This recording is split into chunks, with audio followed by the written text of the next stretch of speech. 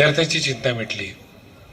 आज विद्यार्थ्यांना एक अभ्यास करताना 2-3 गोष्टीची आवश्यकता असते। एक तर एकट्याने अभ्यास बऱ्याच वेळ होत नाही। स्टडी सेंटरमध्ये शिस्तीची पालन होईल हे नक्की, पण विद्यार्थी एकत्र आले की त्यांचा एक अभ्यासाचा मूड बनतो, अभ्यास चांगला करतात। ताई म्हटल्या त्याप्रमाणे घरं मोठी असली तरीसुद्धा जागा व्यवस्था ती नसते। आपल्याला पालकांनाच टी व्ही बघायचा असतो, मोबाईलवर बोलायचं असतं, आपले आपले राजकारणातले विषय असतात, समाजकारणातले विषय असतात, आणि त्यामुळं एक पोषक वातावरण कदाचित विद्यार्थ्यांच्यामध्ये नसतं।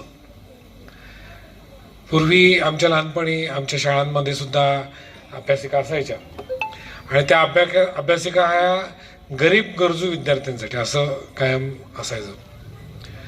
पण आता फक्त गरीब हा गरजू राहिलेला नाही, तर बरेच चांगले घरातली मुलंसुद्धा अभ्यासासाठी वेगळी व्यवस्था जागा असावी अशी गरज असणारे आहेत। शाळा असताना एवढ्या पलूस परिसरामध्ये एवढ्या मोठ्या शाळा आहेत, कॉलेजेस आहेत, त्यांचे परिसर अतिशय चांगले आहेत। असं असताना सुद्धा आपल्याला स्टडी सेंटर असायला पाहिजे असं वाटतं। याची निश्चितच एक वेगळी गरज आहे।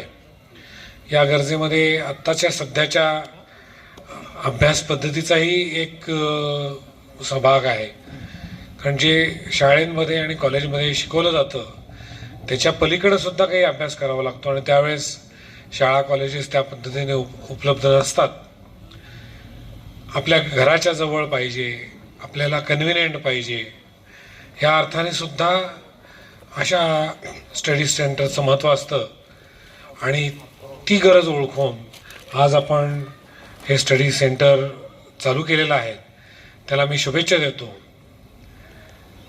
भक्तीचा भाव आपण या अभ्यासाच्या मधून निर्माण करावा अशी स्थिती विद्यार्थ्यांसाठी आपण निर्माण करून देत आहात। याबद्दल त्या विद्यार्थी वर्गांकडूनही धन्यवाद देतो, आणि आपल्याला परत एकदा या कामासाठी शुभेच्छा देतो। अतिशय चांगलं स्टडी सेंटर आहे की मगाशी सर म्हटले त्याप्रमाणे की इथं येऊन अभ्यास करावा असं वाटावं, असं एक मंगलमय वातावरण असलेलं हे अभ्यासिका आहे।